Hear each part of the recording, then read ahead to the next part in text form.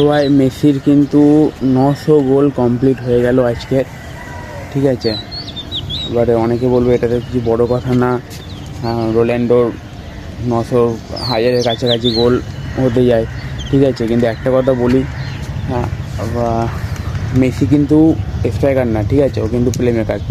আর এই মুহূর্তে মেসি কিন্তু ইন্টার মিয়ামিতে ডিফেন্ডিং মিডফিল্ডার, সেন্টার মিডফিল্ডার খেলছে, ঠিক আছে। তো সেই হিসাবে কিন্তু 900 গোল কমপ্লিট করা কিন্তু অনেক বড় ব্যাপার, ঠিক আছে। যদি টোটাল স্ট্রাইকার হতো রোনাল্ডো বেস্ট, কিন্তু সেই হিসাবে দেখতে গেলে কিন্তু কিছু বলবো না।